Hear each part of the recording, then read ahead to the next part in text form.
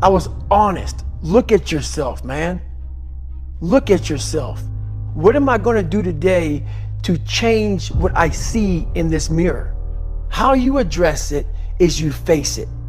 You face it every day. You face it every single day of your life. I believe that most human beings are only living at about 40% of their capability. And it's a survival mechanism. It protects us from pain and suffering. The second we feel that, our mind says, oh no, this isn't fun. We should back off. We should sit down, find something more comfortable. And there's something about the mind. The mind has the tactical advantage over you at all times. At all times of your life, the mind has a tactical advantage over you. Why is that? It knows what you're afraid of. It knows your insecurities. It knows your deep, dark lies. And it starts to push you away from that. It pushes you in a direction that is comfortable. The mind controls everything. So what I realized was that when I was growing up and I was 300 pounds and I got all fat and I got all insecure, I realized that my mind kept taking me in this direction. When things got uncomfortable for me, when I was facing my insecurities, I was facing my fears, my mind said, oh no, we have the tactical advantage. We need to get you, separate you from this feeling. This feeling of your life's all about feelings. We want the happy feeling. We don't want that feeling of this sucks. Why am I here? And you don't have any, so you can't answer those questions, so you leave. I started realizing that if in that moment you can answer those up questions and you are now in charge of your brain versus your brain ruling you, that's where all that stuff comes from. So the 40% rule is all of that. You get to 40%, your brain says, we're done. Let's roll, man. This is starting to get painful. This is uncomfortable. So you sit down. So if you know that at 40%, I'm feeling pain. At 40%, I'm feeling pain. That's where the 40% rule kicks in. Now it starts. Okay, I'm feeling pain. My mind's saying all this shit to me. It's saying, get out of here, run, flee. The fight or flight kicks in. Okay, we're done. We're not good enough. It starts telling you all these things. You start to believe it because the mind controls all. This is the time where you have to gain control back of your mind. It's okay, let me see if I can go 45%. And once you start giving yourself more and more hope and start realizing, okay, the mind starts to be, okay, what are you doing? We're supposed to be going right and you're going left. You start then controlling your mind. Start finding more in yourself, and then it goes from 40% to a lot further than that. But that's the start of it though. Get to the spot where your mind is saying stop. Whatever that is, you gotta get there first. And then that's when that starts to work for you. You gotta control yourself in that moment. A lot of people can live with themselves, look in the mirror and say, I'm okay with being afraid.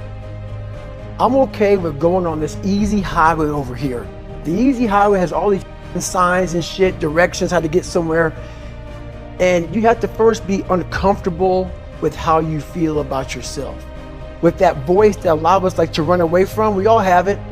We all have that voice that say, hey man, you're kind of wimping out right now. You're kind of being a little punk right now. But a lot of us say, okay, that's okay. It's okay to tell these little white lies to ourselves. So we first have to face the real you. You have to face that in that dark room. In that dark room is who you are. But in that dark room is where you have to create another human being that walks out of that dark room to face who you are. That's the only way you're going to get over all those things. You have to create someone else. Not like you have two different personalities. It is you. But you have to find strength. And that visualization of almost me cracking out GOGINS, like I'm coming out a different person, a person that doesn't give a fuck about anything, who doesn't care about being judged, who knows I'm weak, who knows I'm afraid, who says, whatever you think about me, take it, whatever, I'm here. In the dark room, you face yourself, you realize you want to be better, you realize you don't want to be this weak, insecure person in the world who has all these problems that we all have. We all have. Social media is a great platform to tell you who we want to be, not who we are. The second you think that you've overcome it and you climbed Everest, you're on that last hold, and life will say, not today. And it'll push you down. I went to the mirror, and the reflection in it revealed a lot of bad things. And I'm looking at myself in the mirror going like, God, dog, dude, you are something else, man. Like, you have created a character. It wasn't me. It wasn't who I was inside, but I was scared for anybody to know who I was inside. So in that accountability mirror, I call it, I got real with myself. And I said, you have a third grade reading level, which is hard to admit when you're a junior in high school that you copied on every single thing you did because of fear they're gonna put me in a special school.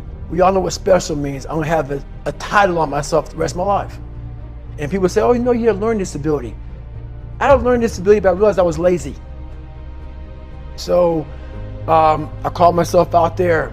I called myself out every which way possible. I didn't call myself out, I was just honest. I was honest. Look at yourself, man. Look at yourself. And it was that day, in a couple of days after that, I just got real with myself. And every day I came home, I called it the accountability mirror. What am I going to do today to change what I see in this mirror? I had to really wear this layer of skin. I had to develop a really calloused skin on me to take whatever you're going to call me, you're going to call me. But whoever I am, you're going to see me. You're going to see me for who I am, because I need to change who I'm not. And that accountability mirror just became raw. And when I became fat over the years, because I fell back in the hole, I called myself fat because I was fat. And people don't want to do that. They want to say, oh, don't call yourself fat. Don't call yourself dumb. If you're not real and raw with who you are, nothing's going to change. And in this nice new world that we live in, we want to hear, you're just a little big. No, man, you might be fat. And it's okay to hear that from yourself and from everybody else. So that's where it started at. And it's raw. It gets ugly sometimes with me in that mirror. But I'm also proud of myself to be able to tell myself that and then fix what's in that mirror. So the first thing about it is, once you realize it, and you have to realize it, you got to call yourself out. Addressing it is very small. It doesn't go from like one morning I'm this way, next morning I wake up and presto, 5 steps to greatness. No, it ain't that, brother. This is hard work. It's every day, like right now. I had to be honest with you, man. I'm even shaking right now being on this show. I'm a big time introvert. How you address it is you face it. You face it every day. You face it every single day of your life, where you say, okay, like if you're fat, you need to lose weight. It's patience. It's patience in this fact of accepting who you are right now. I'm fat. I don't like myself. Accepting the fact that if you lose 3 or 4 pounds, that's a huge accomplishment. You have to live in your own world. You cannot judge yourself. That's why social media and all these things are horrible. You can't judge yourself off of the so-called competition that we have made up in our mind.